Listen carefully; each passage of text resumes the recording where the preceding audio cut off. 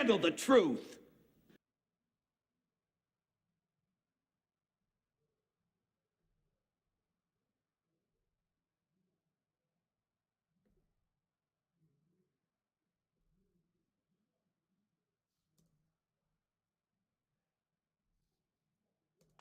The truth shall set you free. Jordan fades back, swoosh, and that's the game. Nothing further, Your Honor.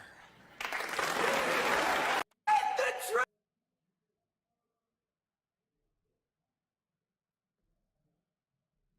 Just astonishingly heard a Democrat on this committee question your allegiance to the United States.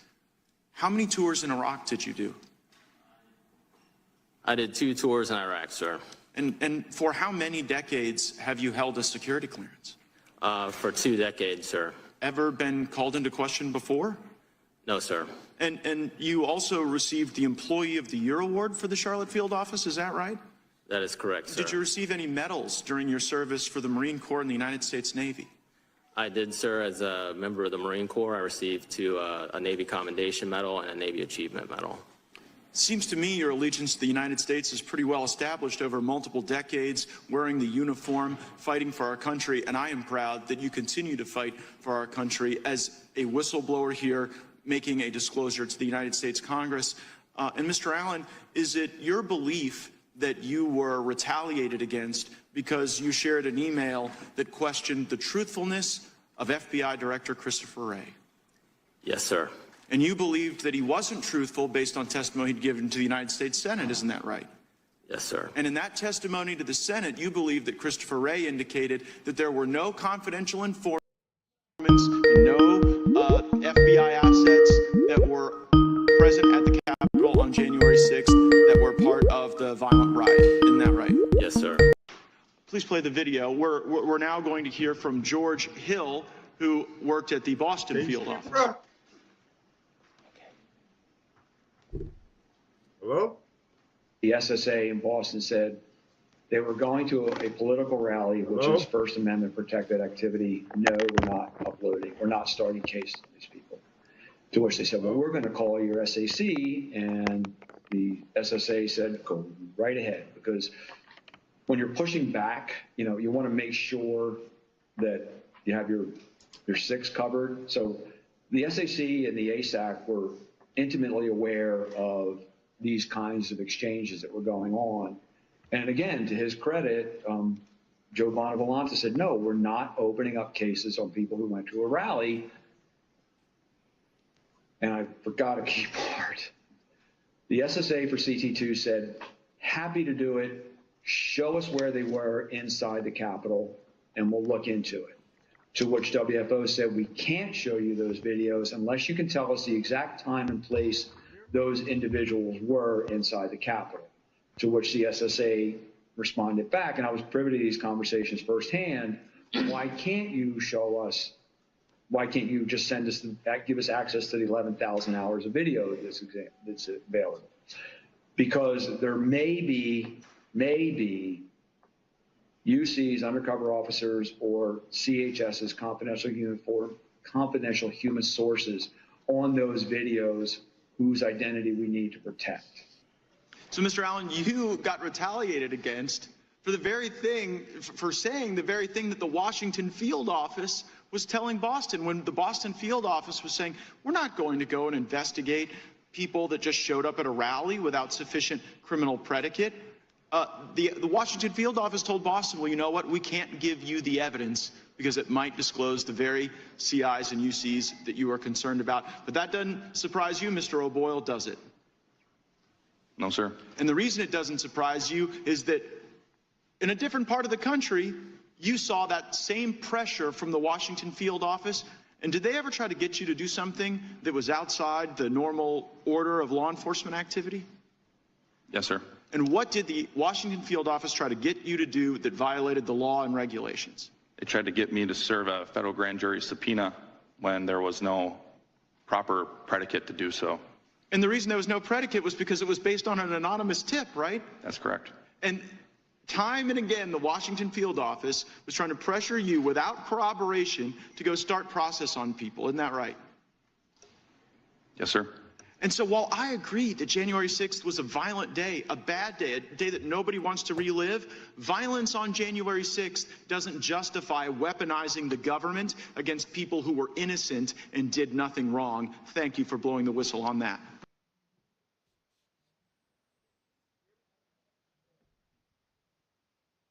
Just heard.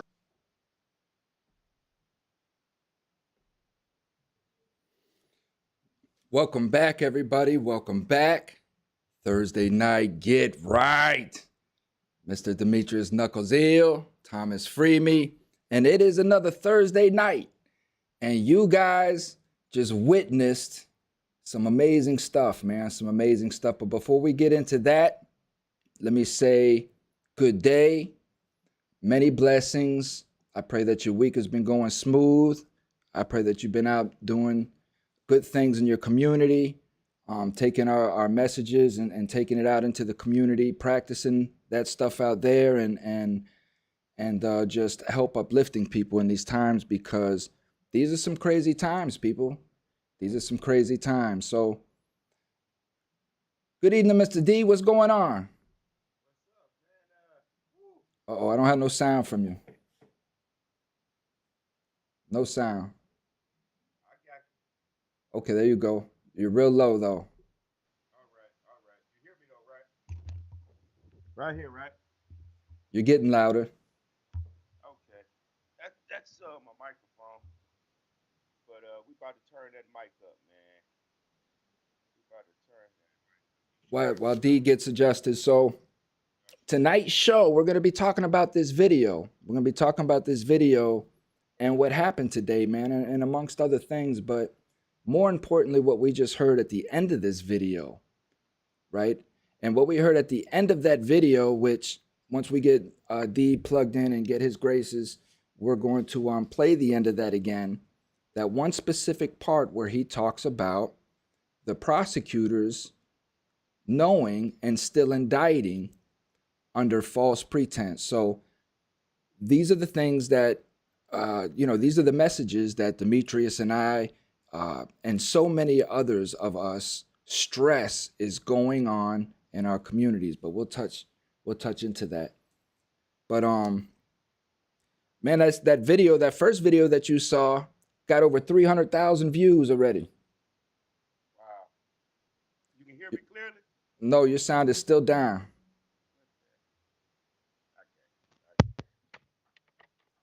Can you hear me now? Yeah, you're getting louder.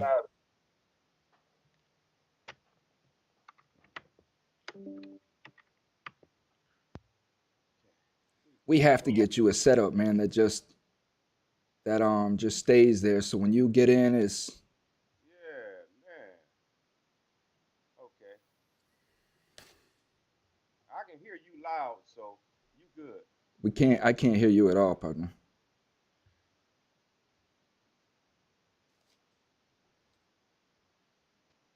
I'm gonna go ahead and go back to the video and play that clip again. And I want you guys to listen specifically to what he's asking about the prosecutor. Can you hear me now? No, still the same level.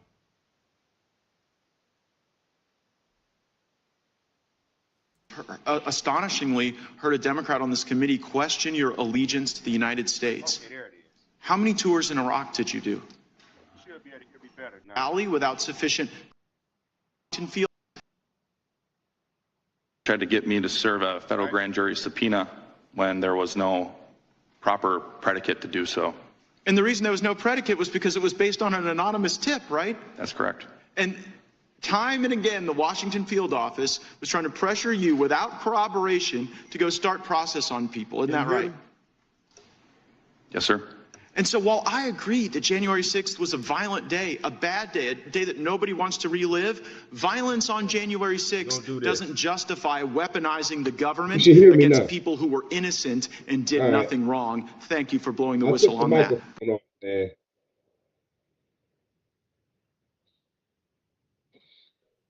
So here we have this again, where it just takes the right person at the right time and the right circumstance in order to get the truth, right? And it's I practice and preach about the age of Aquarius. I talk about the time of enlightenment. I keep trying to stress to people about how to just be conscious of what's going on and don't so much stress as where the message is coming from, because you want to hear the message, right? But just hear the message, understand the message, and see it for what it is. And the truth is there. The truth will come out. So let's see if we got D now. D, what's going on, man? Hey man, I should be on now, man. I don't know what's going on with my microphones and stuff, but you can hear me now, right? Well, you sound like you're in an echo chamber, but we can at least make out your words, partner. Wow, man, I'm just flabbergasted because it's the same problem, man, and I thought this was resolved, but I'm all right, man. Uh, just trying to deal with a few things on this side of the globe, and let me see something. Can you hear me? Same way. Okay. Anyway, so we're gonna get to it in the middle of this podcast, but yeah, just chilling, man. Trying to get some things done, trying to get some things changed in the law, help some brothers and sisters get out of that prison setting, and that's just about it with me, man. It's every day it's kind of the same thing for me. I'm trying to help somebody. I'm trying to see somebody free. No question. So, I mean, let's get into these prosecutors a little bit, because I just saw another video that you posted on Facebook that I encourage people. I encourage people to. I got a bad echo now. D.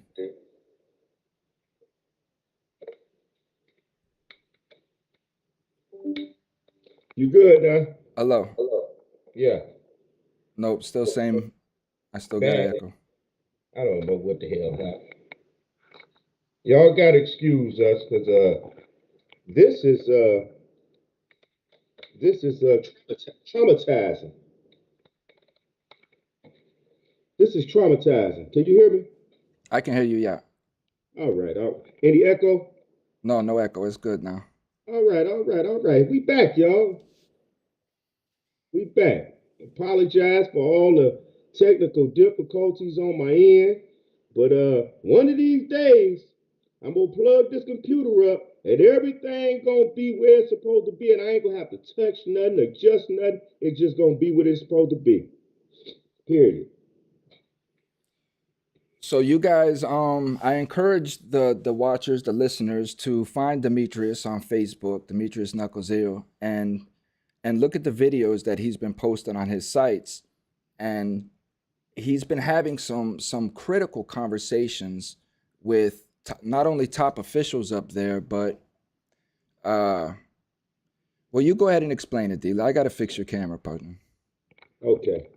All right, y'all, check this out. Now, what I do in Michigan is my goal is to see brothers and sisters out of prison. Give brothers and sisters a second chance. Not that, and we already know that everybody is not deserving of a second chance. We know that. We're not talking about everybody. We're talking about anybody who has changed their life around. We want to see if we can get them a second chance at freedom, see if we can get them out early. So what I do is I go speak with city council members, state senators, state reps, and we try to get a bill passed called Good Time in Michigan, where they earn credit days off their sentence if they show good behavior. For every month, it's 5 days off their sentence. So that's the type of work that I be into, and I be into this stuff every single day, trying to contact legislators and people like that to try to. We have to get something moving because Michigan prisoners serve the most time amongst any prisoners throughout the United States. Michigan prisoners do. So when Thomas Freeman is talking about the type of work, that's the type of work I do every day. And then I post this stuff on Facebook, and I have live conversations on Facebook. And a lot of people on Facebook kind of, they agree with me. Then you have those people who don't agree. But hey, it's not meant for everybody to agree. If everybody agreed with everybody, we would never grow. So That's where I'm at right now, man. And I ask that y'all look me up, Demetrius Knuckles Eel, on Facebook, Instagram, Twitter, YouTube. Uh, I'm everywhere. Look me up and see the type of stuff that we talk about. See what type of stuff I'm into. You can follow me. That's what you do. Follow me. So what are some of the issues that you have with prosecutors up there, especially of past when we're talking about, the corruption of the 80s, 90s, the 2000s? Ooh. What were some of the prosecutors doing, and have they changed? The prosecutors in Michigan, some of them, I mean, when we say corrupt, when I say corrupt, they was corrupt. And they was like the worst of the worst. Then you have some good prosecutors too that's fair and impartial. So you have prosecutors who, right now, for example, you have a prosecutor in Michigan who is responsible for a lot of guys and women being locked up for crimes they didn't commit. So in Michigan, over the last year, I think my fault. Over the last 2 or 3 years, we've had 41 exonerations, right? And those exonerations all have been within people who have been falsely convicted over the last 20 years. You know what I'm saying? I think it maybe been 1 or 2 who's a little bit older than that, like 25, 30 years. But, certain prosecutors are trying to right the wrongs of other prosecutors, right? But most prosecutors are not trying to right the wrongs of anyone because they coming in with a tough on crime agenda, and they don't care about who's being affected by this. So, but that's the fight that we into in Michigan right now, and it's a never-ending fight, and we ain't gonna never stop fighting until we start seeing everybody who has been falsely convicted free, and everybody who are deserving of a second chance get that second chance. Mm. So what in particular do some of the prosecutors do? Like, how does corruption, how is a prosecutor corrupt? Let these listeners know, like, some of the details of what they'll do to find an innocent person guilty, because you have people out there that swear that there is no innocent people in prison, and now they're coming around to, okay, maybe they were over sentenced or something, but they were still guilty of something. Well, I'm going to take you back to the 80s and the 90s in Michigan, something that I personally know about. This is not something I read about, I heard about, somebody told me about. I'm telling you firsthand experience. In the 80s, the homicide division of Detroit Police Department, when they go and look for a homicide suspect, Detroit homicide was known to arrest the most individuals per homicide than more than any other state. So in other words, if they're looking for one suspect, they're probably going to arrest about 6 people. And because they pulled over like 6 different people, somebody going to jail, and now you have people who they feel like something about this crime, so we're going to be hard on you. Now, come to find out he didn't do it, but we already been hard on him. Now, we done already falsely charged him with some stuff, planted some drugs on him. Now he's in prison. Now we finally find the killer after like 6 people. And now we about to send him up the creek too. So that's just one scenario. Now, in Michigan, in Detroit, they had what is called the miscellaneous file. I'm going to talk about this more throughout my podcast and throughout my live feeds. They have what is called a miscellaneous file. The miscellaneous file is a file that once the police arrest, for example, if they was to look for you, Thomas Freeman, and they would put a file together about Thomas Freeman committed this homicide. Now, anything that exculpates you, clears you of those charges, they had in a different file, which is called the miscellaneous file. Now, all the evidence that clears you, but they really think it's you, right? Or they really want you. But the evidence that clears you, they put in the miscellaneous file, and they hide that file. So when they present the case to the prosecutor don't know nothing about all the evidence that clears you. He only knows about the evidence that they either manufactured or some real evidence that kind of causes you to be suspect, right? But they hide all the other stuff in the miscellaneous file. So now you get found guilty based on what they did present to the prosecutor. All the time they hid all of that other evidence that would have cleared you. They even witness statements that say, no, Thomas, that wasn't Tom, because I was with Tom at the car wash that day. He ran with me when he heard the shooting. They'll hide all of that because they think that you really was involved in that shooting. So now you've been convicted. First degree murder, second degree murder, whatever it is. And then years later, in the 90s, it came out about the miscellaneous file. And one person got cleared. He was the person who actually caused all doo-doo to hit the fan. His name was Dwight Love. His attorney was told by an ex-Detroit police officer and an ex-federal agent that Detroit Homicide Section has what is called a miscellaneous file, and explained it to that attorney. That attorney was taking her client back to trial at the time. He had been locked up for 30 years. Always said that he didn't do it. My fault. It wasn't 30 years. He was 20 years. He kept saying he didn't do it, but he couldn't find the evidence until that attorney came in contact with that former Detroit police officer and that former federal agent. Now, all of this stuff is etched in stone. This is not something I'm just making up out of my mind. This is out the movies, though. So now, she asked these officers, she said, I'm going to trial tomorrow with my client to ask for a new trial. I have the chief of police on stand, or a homicide sergeant on stand. What can I ask him that will let him know that I got inside information on what they be doing? The officer said, ask them about the miscellaneous file. She asked him about the miscellaneous file.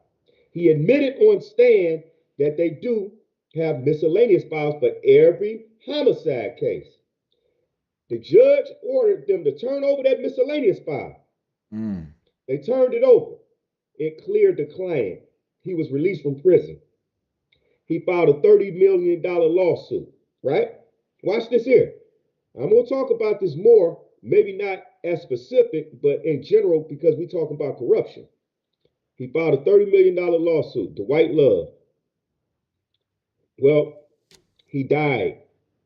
He died, right? But that ain't it. The plot began to thicken when one of the officers, the homicide detective, who came to the attorney and told her about it, he ended up dying natural causes, right? The other one killed himself because he had cancer. Wow.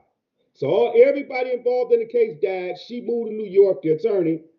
She don't even come back to Michigan because she said that officers, and she put it in an affidavit form. She said that ever since she helped Dwight Love get out and she exposed the Detroit Homicide Section, officers would just sit down the street. And when she come out for work, they'll be parked at the corner just nodding their head at her. Meanwhile, 3 people on the situation died. She got the hell out of Dodge. She got the hell on. So now you're talking about corruption. We talking about corruption to the highest level. We talking about if they don't know firsthand about it, they turning a blind eye to it. That's corruption. That sounds like a case that I'm currently working on now, man. With down here, you know, a key witness mysteriously burned up in his house on the same day of the crime. You know what I mean? So it's crazy that, well, this, you know, what's really shocking is I'm starting on this case and I'm going through the transcripts. I had somebody over here today earlier and I let him read, you know, just the opening statement, right?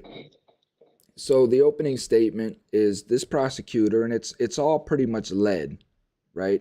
which, you know, an opening statement, they have free room to pretty much say whatever to a certain extent. You know, it's an opening statement. So then comes the opening statement for the defense. He hardly says anything. Really doesn't even kind of plant any seeds or anything. He just kind of really regurgitates what the state said. Right. But in a, I don't know, a smoother manner, I guess you could say.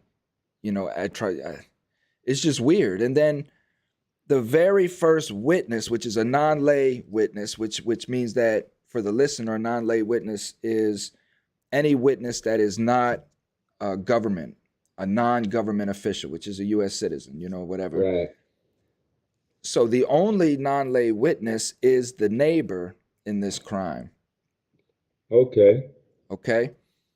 This is the first witness that the prosecutor calls to the stand and just asks generalized questions as to what occurred that day.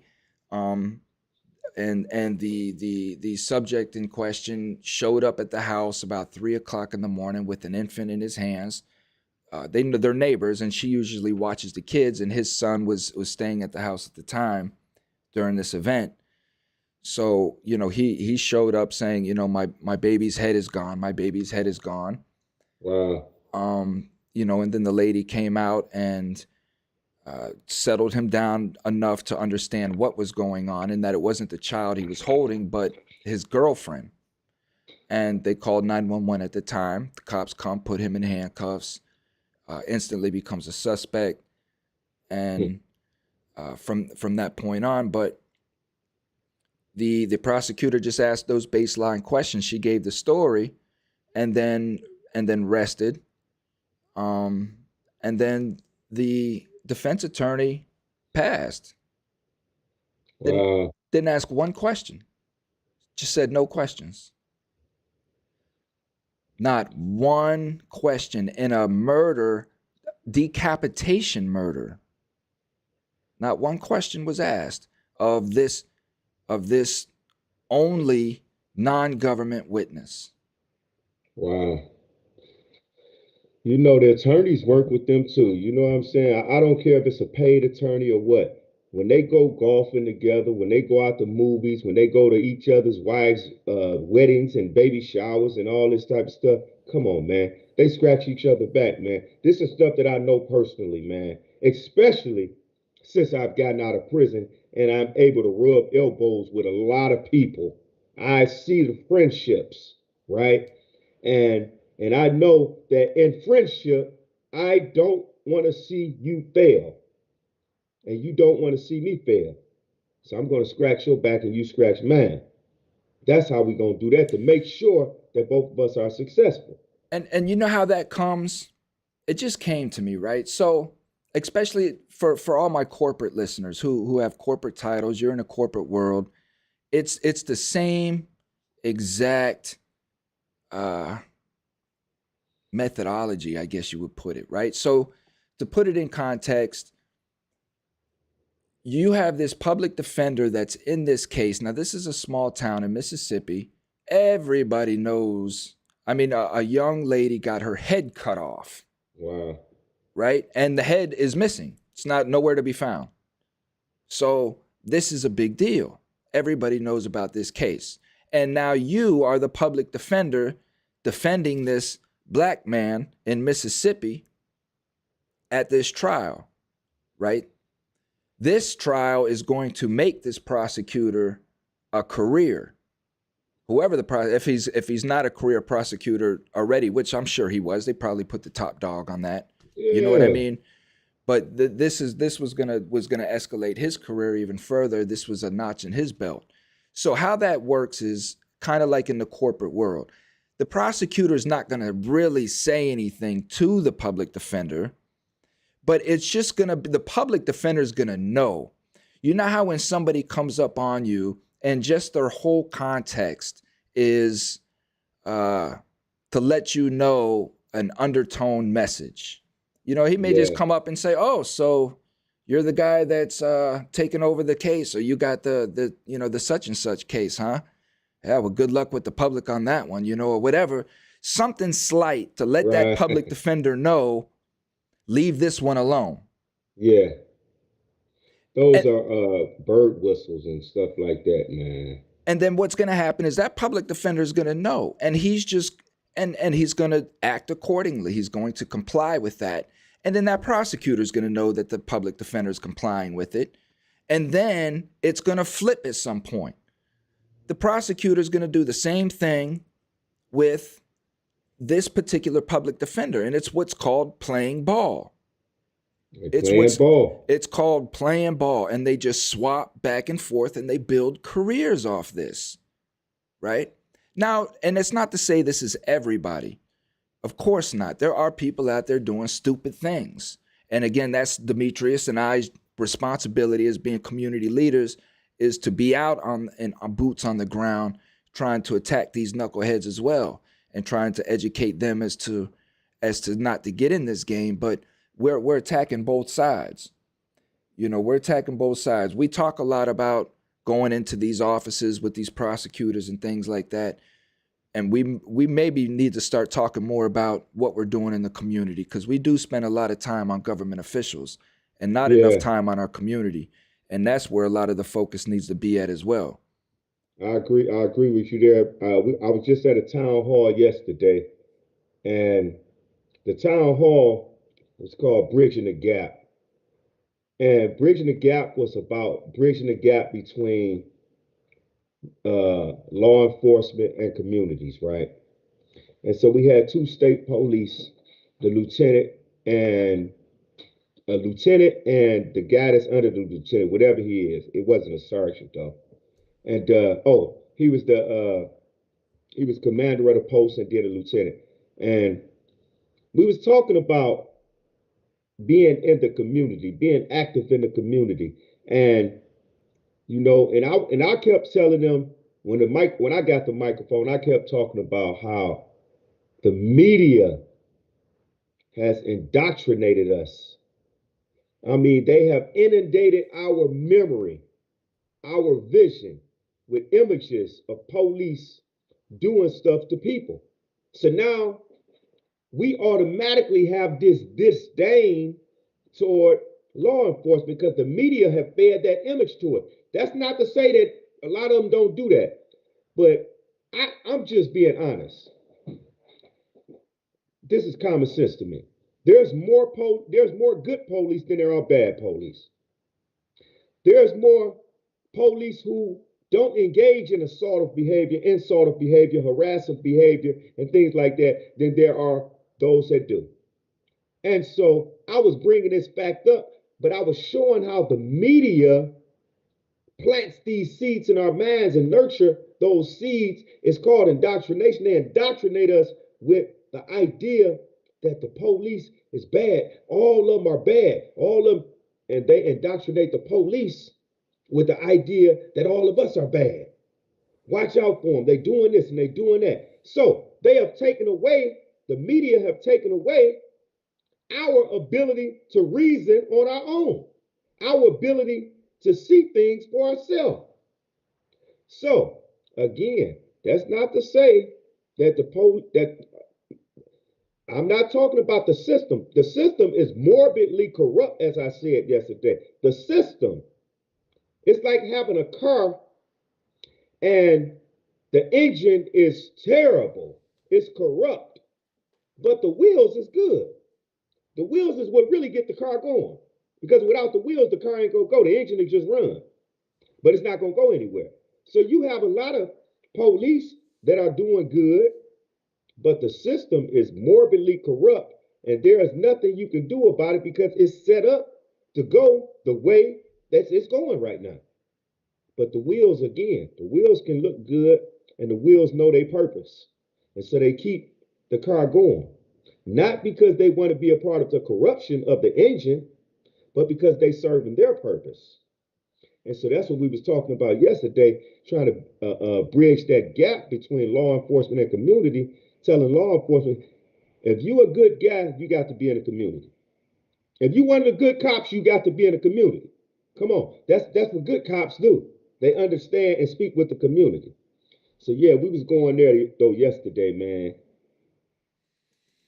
See, for me, it's hard for me. I honestly don't believe. I agree with everything that you said, other than, for me, other than that there are more good cops than bad.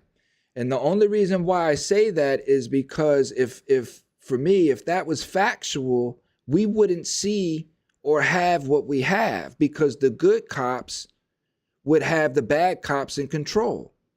And I only take that in the aspect because if you're in a prison and you have more of one gang than the other, who's going to have the power? Who's going to have the control? You know, if it, and so I always have to clarify myself on this, because I don't want people to get the wrong impression. And I know this is a very emotional thing, but when I say that there are no good cops, I'm not talking about the human being that's inside of that uniform. I'm talking about the uniform and the culture itself. Bingo. You know, that's what I'm talking about. I agree. Is the police culture, because that human being changes when he puts that uniform on. Ooh-wee. He's not that caring, loving neighbor and the good husband and all of those things. He turns into something different. You know, it's an empowering feeling to put that uniform on, that just as much as it is for a doctor to put on his white coat for the first time, or a military man to put on his uniform for the first time, because of the indoctrination that goes into it, this code. So I have been seeing more and more, and I praise them on TikTok, wherever I can. I really want to bring good cops to light and shine them and put them in as an example of how to and the what to's of certain situations. They're just very hard to find. That was the very question that was posed to the panel yesterday, was what does the uniform mean to you? What does it represent to you? And literally, the state police brother, Captain Whitley, he said it means exactly what you said. He said it means discipline. It means what did he say? Resist. No, he said discipline. He said he didn't say control. He didn't say power. He didn't say anything like that. But he was going along the lines of discipline. This means that you're standing up for something. This means that you represent something. But he also said this here, and for those listeners that want to fact check what I'm saying, go to my Facebook page. I live streamed it on Demetrius Knuckles. My Facebook page is live streamed. This is what the captain said. He said, I agree with what he said. I was sitting next to him, so he didn't know my name. He said, I agree with what he said when I said the system is morbidly corrupt. I said, that's what that uniform means to me. It means that it represents a system that's morbidly corrupt. However, you have some people that's working within that system who are not morbidly corrupt. They trying to take care of their family, and we respect them. We appreciate them, because it's always going to be those good apples. But when you have so many bad apples, it's hard to want to even look for a good apple, because all you've seen is so many bad apples. So now I'm not even giving a good apple a chance to show his face.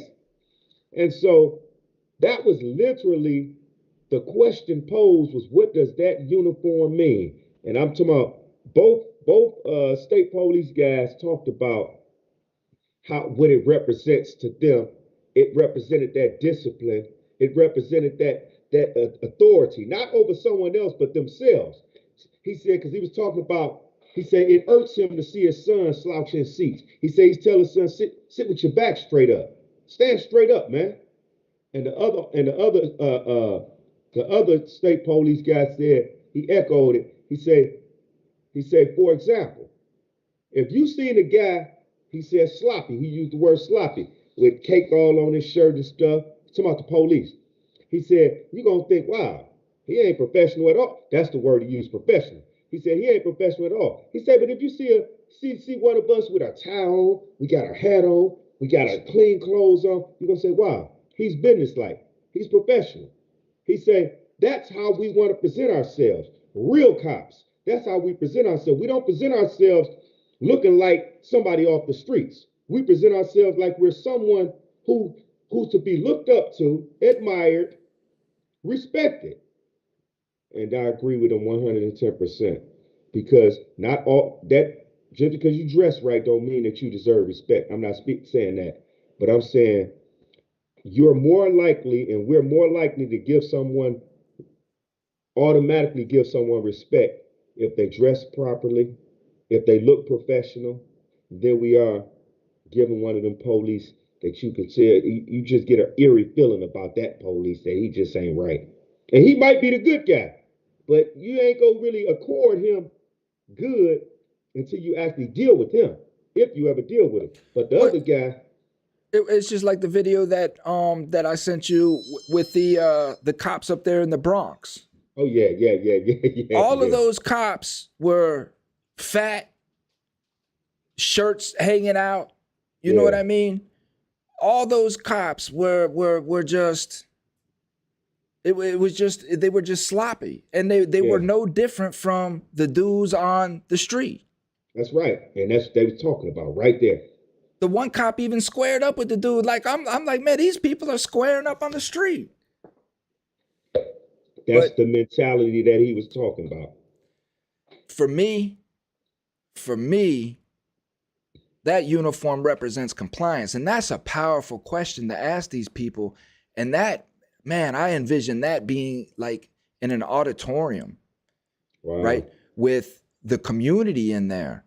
And then the community being able to answer that same question as to, okay, community, now what does this uniform mean to you? Because my first thing is compliance. When I see that uniform coming at me, my first instinct is to comply with this person.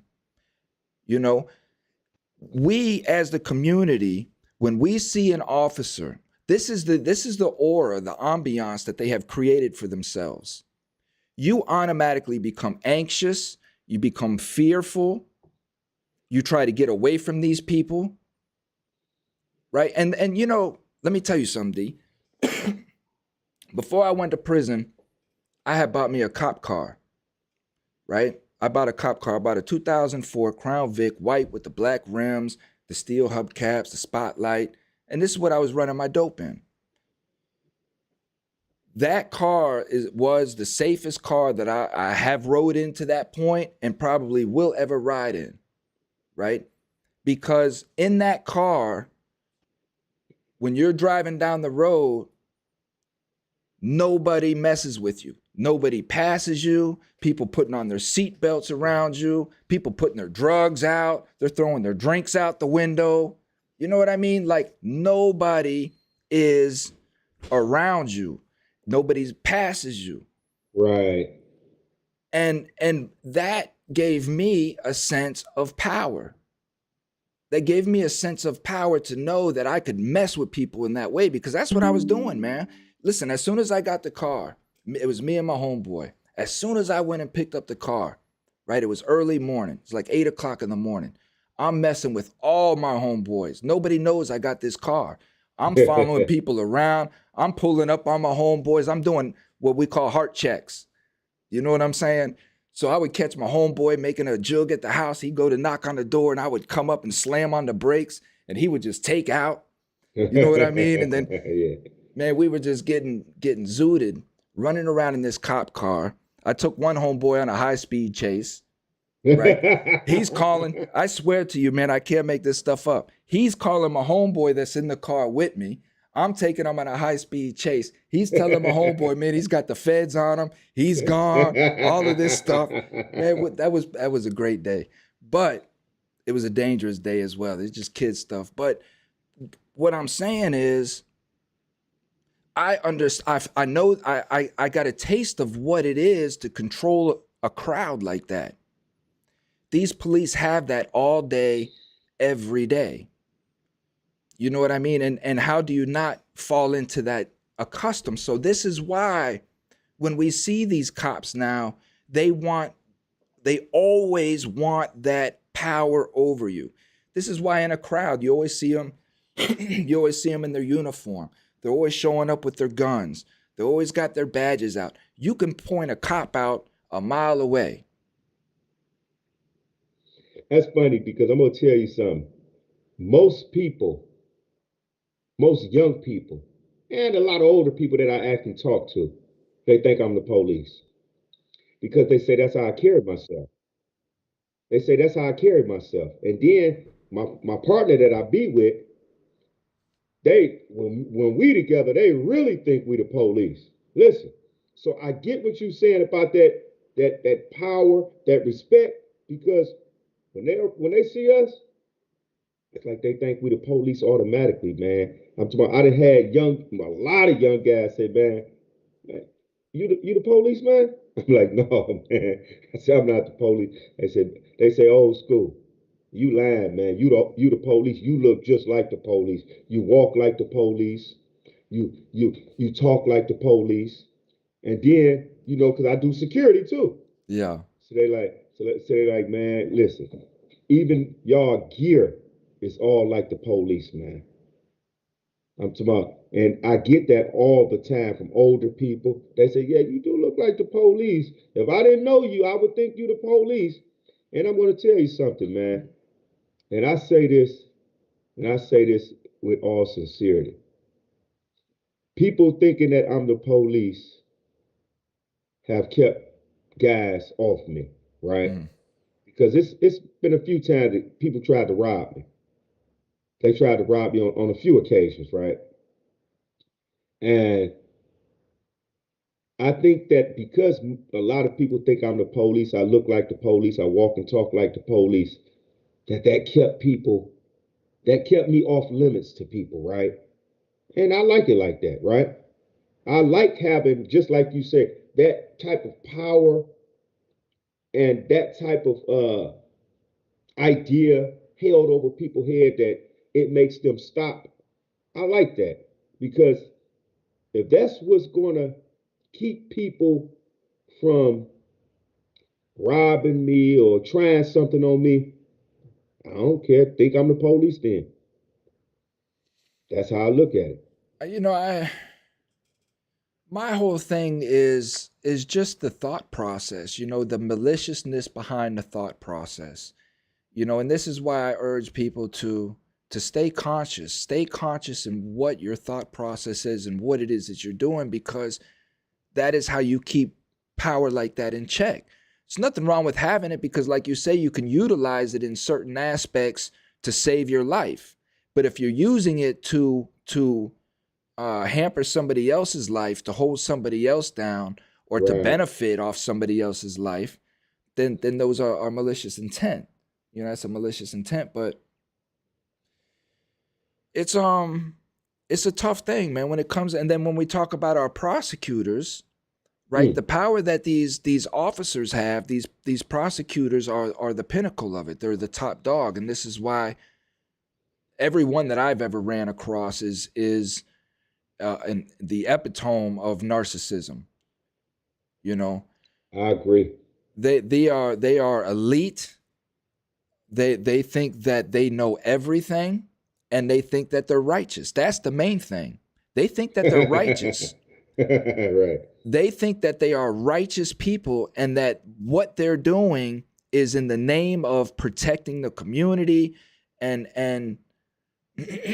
and we used to see this again. I was talking about this earlier, where the 80s sitcoms and the shows, but we used to see this a lot, where you would see this in the TV, where they would make it like it was okay to break the law because you were catching a bad guy, and you just had to break the law in order to get this bad guy. Yeah. And they got America used to that type of scenario. So now you have people saying all the time, man, I don't care if they break the law as long as they're getting bad people off the street.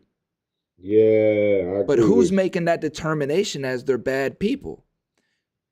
Right? And it's like my stepmother says, we're going back to how the uniform represents. She says a uniform represents authority to her. She right. I agree with that. because that's Yeah. how we've been indoctrinated. And so I'm just looking up this podcast right here.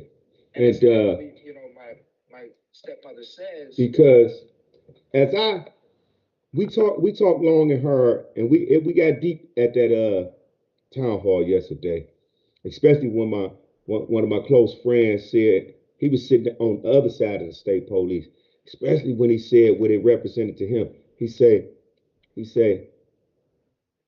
who is the real gangs? And I had just posted something about something like that. He said, all the police, all of them gang members. He said, what's the difference between they stand on certain principles, they are not going to tell on their own, they're going to help their own bury bodies and bury everything else, just like a gang member would do, the other gang members would do. He said, so what's the difference between the gang in the street and the gang in blue? There's no difference. All of them are part of the same gang. And he said, and that's just corrupt. All of them are corrupt. Oh man. My man, he asked for the microphone, and he said, I don't agree with that. Obviously, he's an officer. He ain't supposed to agree with it. But he made sense. He said, I don't think that, he said, I'm from the east side of Detroit. He said, so you know I know some stuff. And his partner from the east side of Detroit too. He said, but that don't mean because I know what I seen on the east side of Detroit, that everybody that I encounter is just like what I know I've seen on the east side of Detroit, because they're not. He said, I'm not going to throw a blanket statement out there to make everyone guilty of a crime that one or two people committed. So my partner, Tone, he clarified. He said, no. He said, that's not me saying that. I'm going back to what you said about we needed the community in there, because it was a community member. Tone said, no, I'm telling you what the community think. He said, I'm speaking on behalf of the community. This is what the community think that blue represent. You all are corrupt. Every time we turn on the TV, the police is shooting somebody, killing somebody. They doing something to somebody in violation of somebody's rights. They hollering and screaming in people's faces. He just gave a litany of reasons why the community believes that or thinks that way about what the blue represent. And afterwards, the state police guy was like, no, I see what you're saying now, but it's not like that, but I definitely see what you're saying. And I'm like, yeah, you cannot do anything but accept what he's saying, because he's telling you what people are thinking. That don't mean people right, but he's telling you what people thinking. And that's exactly how our communities in Michigan think about the criminal justice system, that it's just all corrupt, man. You know what we need to do, man? we need to unprivatize media. We need a media that is not private, that is paid for by the people, that doesn't have government in it. And that is the only type of media that should have First Amendment rights. These large CNNs and all of this stuff should not have First Amendment rights that protects them when they're coming on and not giving the truth. Right. And they're manipulating the people. Their First Amendment rights as far as press should be stripped from them when you have been proven to give misinformation. Absolutely. We need to start doing that, because media is the number one problem. We could sit here at the end of the day, we could sit here and blame police. We can blame, because the police is just like you and I, but they're on the other side of the spectrum. They're the pawns. They're the poor people of the government. I said that yesterday. You see what I'm saying?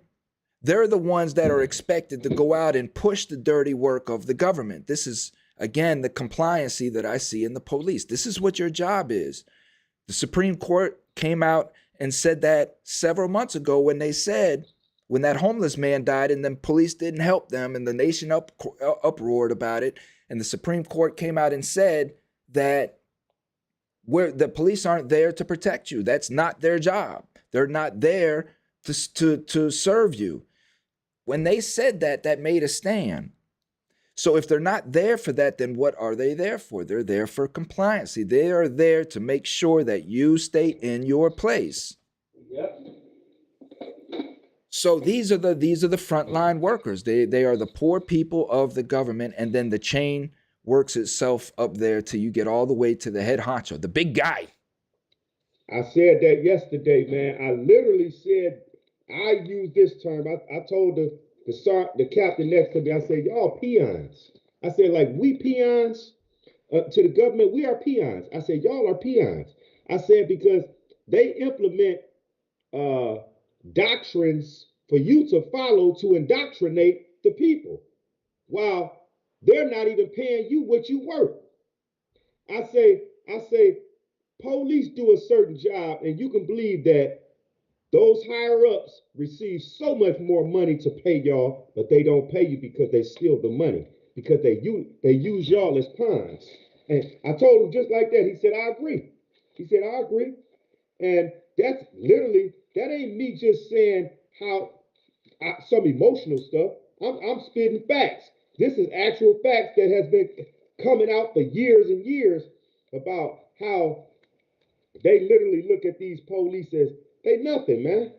Police ain't nothing to these government officials. I'm talking Oh, about they're expendable. They're expendable.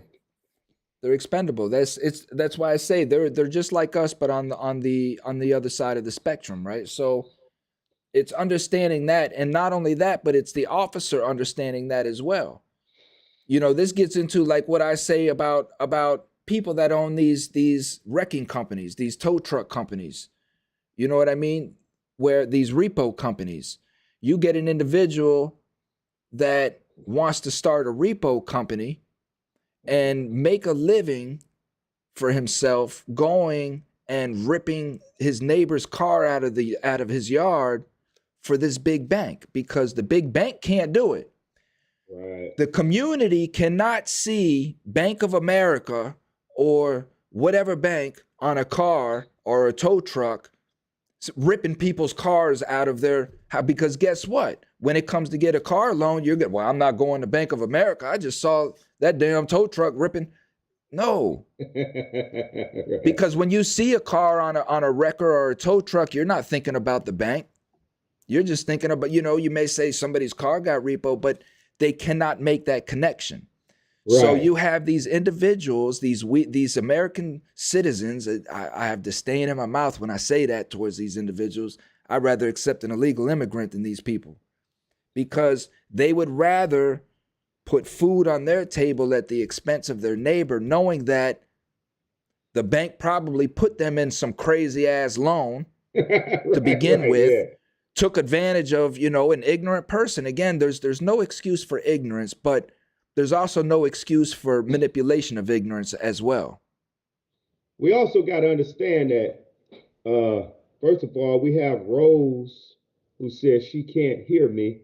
Can you hear me now, Miss Rose? That might have been in the very beginning. Okay. Yeah. So we also have to realize that sometimes what they do, and this is what they do with us, and I'm gonna give you a perfect example. They keep moving the goalposts.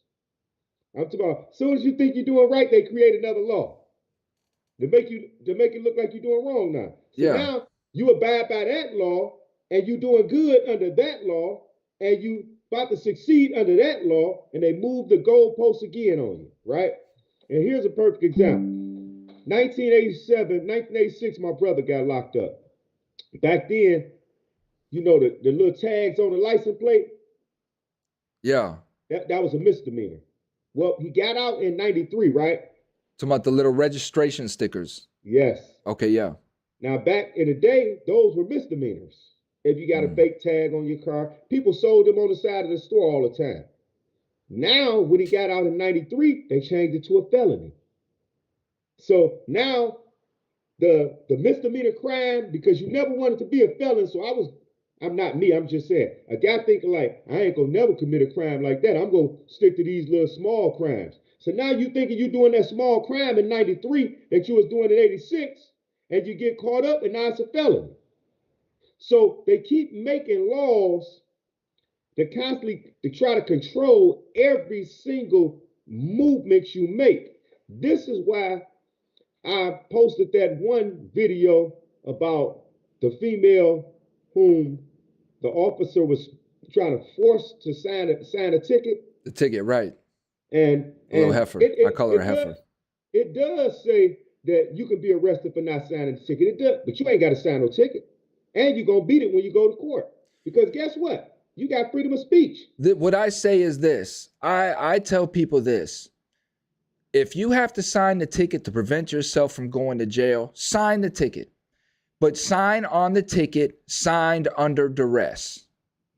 I used to put down, I think I used to put down that statement when I was in prison and they try to make you sign a ticket. I said, I'm not signing nothing.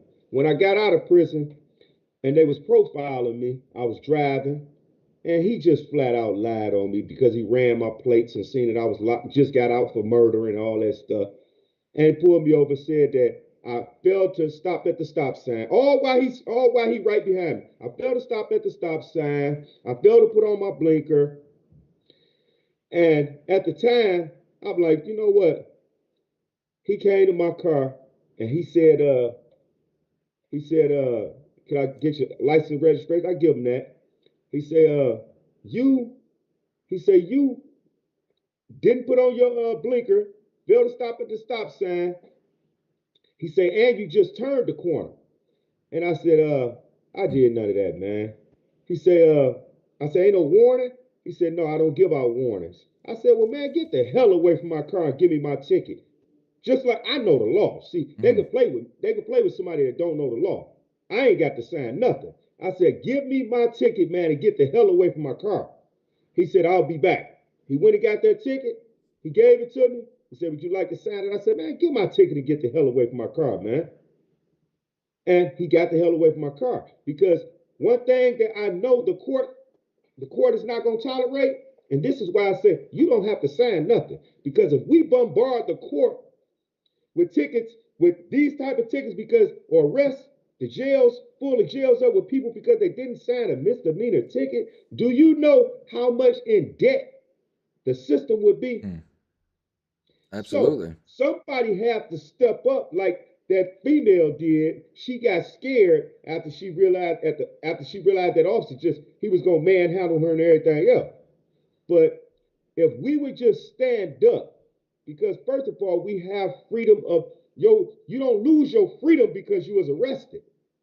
Your freedom now comes into play once you're arrested. It really comes into play because now you can use the Constitution and say, sir, you never read me my rights. Because you got rights. That's why they got to read you your rights, because you have rights. So now when these police and these prosecutors condone this corrupted behavior to where they didn't even read the lady her rights. So now we're going to talk about signing the ticket. She don't got to sign nothing. You ain't even read her a right. She asked you your name. You ain't even told her your name. How do I know you're real police? You could have been like Thomas Freeman driving a old school police car. I don't know. You refuse to give me your name. You refuse to read me my rights. And you manhandling me like I just stole your mother's purse. That's not what, we're going to go by what they say. That's not what police do. So that's why I posted that video, because it just illustrated how we have given our power away. We have given our power away because we have bunkered down under fear of being arrested. And I do agree with you. In some cases, you just got to say, you know what? I ain't going to be, I'd rather just go on sign a ticket. I challenge it in court. Well, my thing is this, but and then we got to go. But for the listener, right? Like the woman in that video that Dee is talking about, where, we got into this a little bit last week, is being mindful of, again, your situation. If you know that you're wrong, don't fight. Don't argue. Don't sit here because now you're mad, you got caught, and now all of this. Just do what you got to do and tell yourself that is my fault. You have to take accountability. And then furthermore, like the woman in the video, We have to ask ourselves, how far are you willing to take this? You have to know your rights. You can't start a process and then once you rile this cop up to a certain point, then say, oh, okay, officer, settle down. I'm just joking. I'll sign the ticket now. Because like we showed in the video with that woman, what did the cop say? No, it's too late now. It's past that. When the government takes something, they never give it back. And you have to understand how that is trained into the mind of a cop as well. Once a cop escalates to a point, he is not going to de-escalate. These cops are not about de-escalation. Once you take a cop to a certain point, that's it. He is locked in on that point until you take him to a further point. So there is no reckoning with these people. There are no, hey, let's work this out. Once you get him to the point where he puts his hand on his gun, his hand does not leave his gun. Once he gets to the point that his gun comes out, his gun does not go back into the holster. That's right. So it's understanding that and telling yourself from that point, how far am I willing to take this in this moment? So that is the education that we have to have in the community.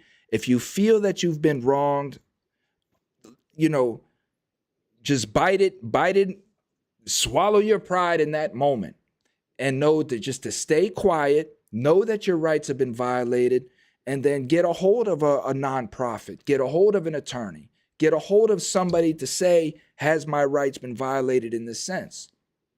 You know, do not argue with the cop on the side of the road because these are trained killers and their training is if you do not comply, you will die. You die. Simple as that. So with that being said, partner, until next week, man, we got to get you set up, man. Like I said, where you just dive in there and just plug everything in and just rerun. Yeah, we need that, man. I need that, yeah. And we're gonna let our listeners know that we're gonna be streaming live at the same time on TikTok. So we're gonna run all of this live together. Yeah, absolutely, man. My TikTok, I'm gonna hit 10,000 tonight, man. I put that video out earlier today, the one I played at the beginning. That thing's up to 357,000 views now. And it got me almost 800 subscribers. So I'm about to hit 10. I'm at 9,976 subscribers right now. Wow. Okay, hold on. You say subscribers. Right. The followers. I don't like to call them for followers. I don't have but about 4,000, I think.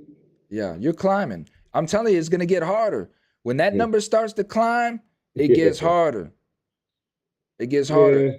You know, that's what I'm saying about, you know, my videos is when you go in and you look at, you take 10 videos, 8 of those videos are stopped right around 500.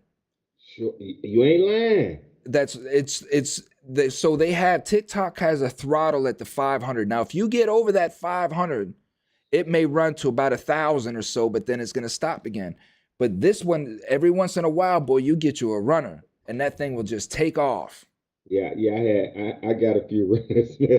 You do. I noticed that too, man. And you just got to keep hitting them because that's where those subs come from. So I'm going to see, I'm at 9,977 now. So I'm going to hit 10,000 here within the next hour. And I'm going to see what happens when that 10,000 hits. But thank you for all my subscribers following on my TikTok, on my YouTube. I don't spend enough time thanking you guys, but this is why I do all this for you guys, is to bring this education to you.